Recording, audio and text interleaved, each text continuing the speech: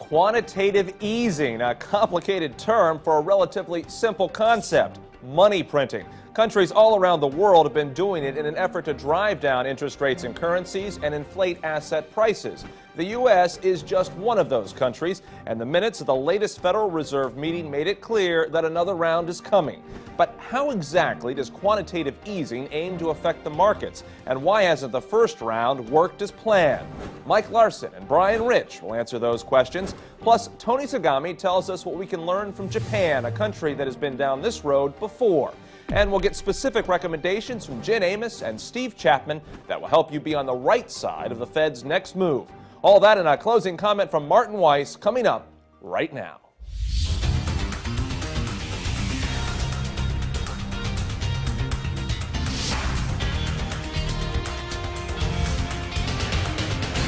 From our studios in Jupiter, Florida, Weiss Money Network presents Money and Markets. And now, Jamie Holmes. Hello, everyone.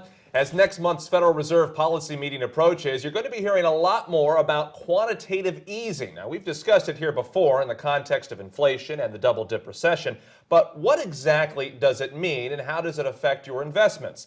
Joining us with some answers is Mike Larson, an interest rate and financial specialist at Weiss Research and the editor of the Safe Money Report. Hello, Mike. Hey, glad to be here. It's good to have you. Let's start with a very simple question. What is quantitative easing and what impact does it have on the markets? Sure, Jamie. Very simply, quantitative easing is a strategy of printing dollars to buy assets. The idea is if we have more dollars chasing the same pile of assets, you're going to get inflation in the price of those assets. The Fed is essentially creating money out of thin air and going out there and buying bonds and all kinds of other assets and debt. And that allows the government to borrow cheaply as well as corporations and individuals. Again, if you drive the price of bonds up, you're going to drive the yields and other interest rates down. All right, we have seen interest rates in the dollar go down and asset prices go up, but it seems like it hasn't translated into the real economy. I mean, unemployment is still at record numbers. Nobody's going out and buying new houses.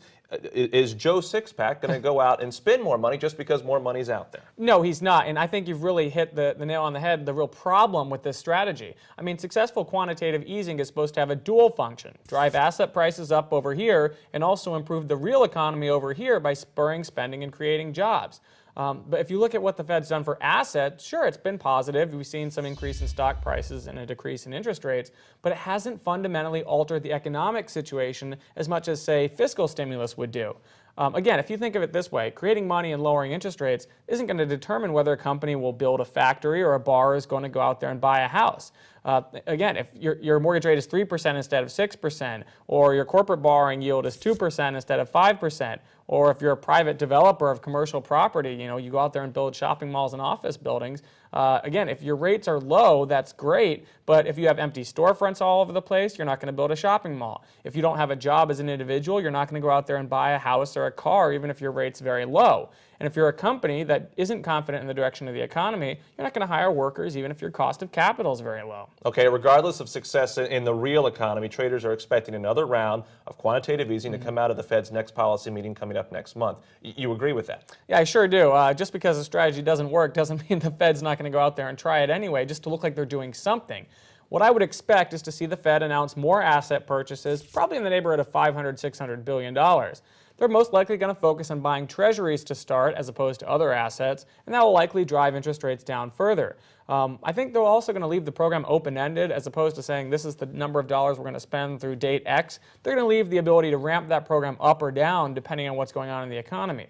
But again, to get back to the point I was making earlier, I feel like it's a waste of money. Some of the studies I've seen out there suggest that you can throw $500 billion in QE at the economy, and all you're going to get is maybe a 0.2% pop in GDP, maybe a 0.1 or 0.2% reduction in the unemployment rate, which is essentially peanuts for all this money. Mostly it's a political move because, again, Ben Bernanke and the Fed don't want to be seen as doing nothing with unemployment hovering just under 10%. All right, stick around, Mike. We're going to bring you back a little bit later in the show and get more specific about your expectations for QE2. Thanks. Our next guest has been following an economy that gives us our best look at a real-world example of quantitative easing. Tony Sagami is the editor of the Asia Stock Alert for Weiss Research. He comes to us via Skype from Seattle. Tony, good to see you. Hey, thank you. Nice to be here. Tony, as you well know, Japan has been doing quantitative easing for years. What is the latest there? Well, they're at it again. What they've done is they've lowered their interest rates from 0.1% to a range of 0 to 0.1. So essentially, they're going from almost 0 to 0. Okay, I mean, they've been trying this strategy since about the mid-90s. Where's it led them? Where are they going with this? Oh gosh, they've essentially had a zero rate in policy since 1998. And all that time, we're talking over 12 years, it does nothing to stimulate demand. The real estate market's still down, and it's really led to nothing but lower bank profits and lack of confidence in the economy.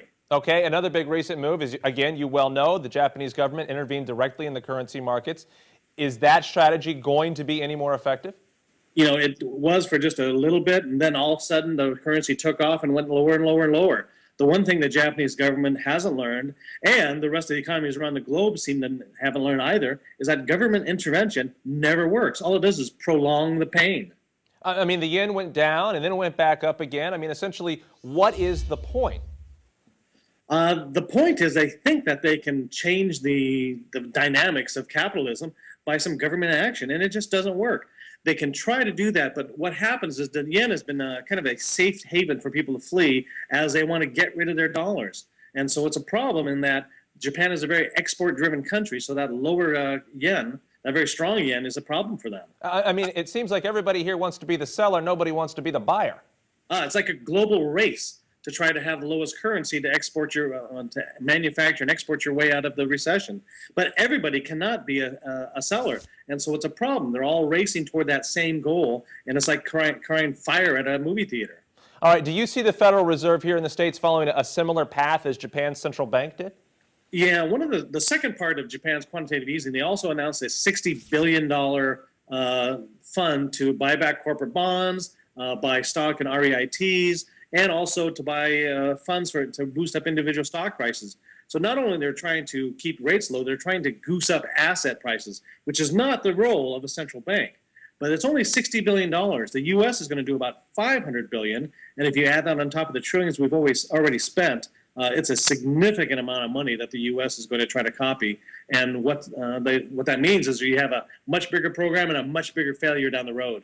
Okay, I mean, Japan is also doing some things that the U.S. may not be doing or hasn't geared up to do yet. For example, they're building airports and things like that. What can we learn from Japan's experience with quantitative easing, and what are we ignoring? Well, you know, they've tried to do, just like in America, we're talking about these public work, shovel-ready projects we want to do. Japan has been doing that for decades. But the problem they've had is with a lot of overbidding, corruption, and problems in the basic government jobs are temporary. And it's the same thing over here. We think that we can build all these projects, roads, highways, those are wonderful, useful things, but it's just temporary jobs and not real jobs that'll last for decades, what America needs to get back on its feet. Okay, another recent example of quantitative easing also comes from Asia. Thailand, of course, they took some major steps recently, similar to what Japan tried to do with its yen. What does that move say about the relationship between emerging markets like Thailand and the West? Well, these countries with the strong currencies, one thing they have in common is they have balanced budgets and strong export surpluses. And so these are economies that are growing, and that's why their currency is so strong. It hurts them from an export standpoint, and that's why they're taking those actions. But the real issue is that their economies are growing and strong, and ours is weak and shrinking. All right, Tony Sagami, thanks for your time, sir. Thank you, Jamie. As we heard from both Tony and Mike, quantitative easing is often an attempt to devalue the currency of a given country. So to help us understand the role of currencies in this process, we're joined by Bryan Rich, the editor of the World Currency Alert. He comes to us from North Florida. Hello, Bryan. Hi, Jamie. Okay, Bryan, first of all, tell us how quantitative easing is supposed to affect the currency markets. Right. Well, this idea of increasing money supply, in theory, is supposed to increase demand and pick up in demand in theory also would increase inflationary pressures in the economy. All of that has a negative consequence for the currency. You know, if as a consumer, if loans or if money is said to be easier, you tend to have a better appetite for borrowing money and spending the money that you have. And as companies, if money is easier, you tend to be incentivized to build out infrastructure and perhaps add to your payrolls. Okay, but this has not worked as planned. Where is the disconnect, and why do you think it's failed?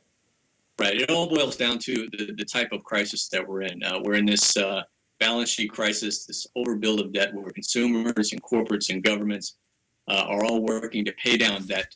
They simply don't have the appetite to take on more. And despite the fact that the Fed printed $1.7 trillion last year, it didn't have the desired effect for the economy. It didn't pick up, it didn't produce more demand, and it didn't produce inflation. In fact, we've seen some falling inflation since then. But I think the Fed has proven powerless here, and we've already had some fiscal stimulus. We've already had interest rates ratcheted down to zero. We've had the first round of extraordinary monetary policy, and now potentially another one, which I think is already baked in. But it's just not having the effect. And I think what we're seeing here is another Japan. And Japan has rolled out these policies now for the better part of 2 decades, and they've yet to be able to produce demand with it or devalue the yen for that matter. Okay, so based on the expectation that we're still going to see more quantitative easing coming out of the Fed, what is your outlook for the U.S. dollar and the currency markets going forward?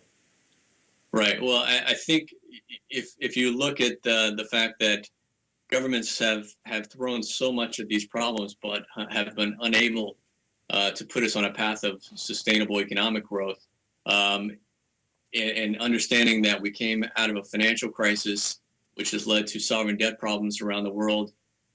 Ultimately, we're looking at more deleveraging, more pain in the economy, quite likely sovereign debt defaults, and all of that is not good for risk appetite for global investors.